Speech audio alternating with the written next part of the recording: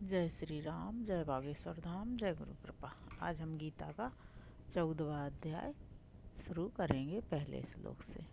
सांवरे को दिल में बसा कर तो देखो, एक बार वृंदावन आकर तो देखो।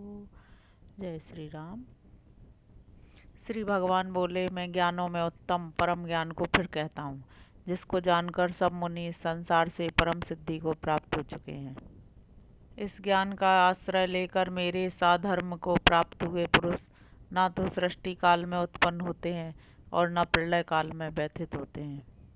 भारत मेरी महद ब्रह्म योनि है, उससे मैं गर्भ को स्थापन करता हूँ, उससे समस्त भूतों की उत्पत्ति होती है। कुंती पुत्र अर्जुन, समस्त योनियों में जो मूर्तियाँ उत्पन्न होती हैं उन सब की योनि महद ब्रह्म है और मैं बीज प्रदान करने वाला पिता हूँ। अर्जुन, प्रकृति से उत्पन्न सत्व रज और तम एक गुण अव्यय आत्मा को देह में बांध लेते हैं। उनमें सत्व गुण निर्मल होने के कारण प्रकाशक है और रोग रहित है। निष्पाप अर्जुन सुख के संग से और ज्ञान के संग से बांधता है। कुंती पुत्र अर्जुन, रजोगुण को तू रागात्मक और तृष्णा तथा संग का उत्पत्ति स्थान जान, वह इस जीवात्मा को कर्म के संग से बांधता है। परंतु अर्जुन, तमोगुण को तू अज्ञान जन्य और सब जीवों को मोहित करने वाला जान, वह प्रमाद आलस्य और निद्रा के द्वारा बांधता है। अर्जुन, सत्वगुण सुख में और रजोगुण कर्म में लगाता है, परंतु तमोगुण ज्ञान को ढककर फिर प्रमाद में भी लगाता है। अर्जुन, रज और तम को दबाकर सत्वगुण, सत्व और तम को दबाकर रजोगुण एवं ऐसे ही सत्व और रज को दबाकर तमोगुण होता है। जब सभी इंद्रिय द्वारों में ज्ञान रूपी प्रकाश उत्पन्न होता है, तब ऐसा समझो कि इस शरीर में सत्वगुण बड़ा है। भरत श्रेष्ठ, लोभ प्रवृत्ति, कर्मों का आरंभ, अशांति और स्पृहा, ये सब रजोगुण के बढ़ने पर उत्पन्न होते हैं।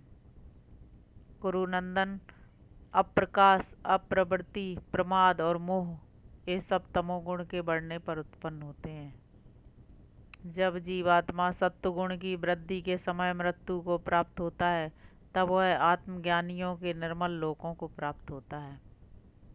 रजोगुण में मृत्यु को प्राप्त होकर कर्मासक्तों में जन्म लेता है और तमोगुण में मरा हुआ मूढ़ योनियों में जन्म लेता है।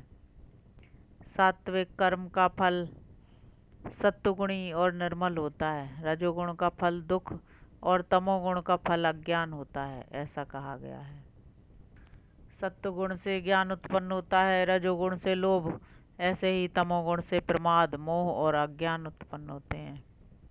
सत्वगुण में स्थित ऊपर को जाते हैं, रजोगुणी बीच में ठहर जाते हैं और निकृष्ट गुण की वृत्तियों में स्थित तमोगुणी नीचे को जाते हैं। जब दृष्टा पुरुष गुणों से भिन्न कर्ता नहीं देखता और गुणों से पर को जानता है, वह मेरे भाव को प्राप्त होता है। यह जीवात्मा शरीर से उत्पन्न इन तीन गुणों को लांघ कर जन्म मृत्यु जरा के दुखों से मुक्त होकर अमृत रूप आत्मा का अनुभव करता है। अर्जुन ने कहा, प्रभु, इन तीन गुणों से अतीत हुआ पुरुष किन किन चिन्हों से युक्त होता है, किस आचार वाला होता है और वह कैसे इन तीनों गुणों को लांघता है।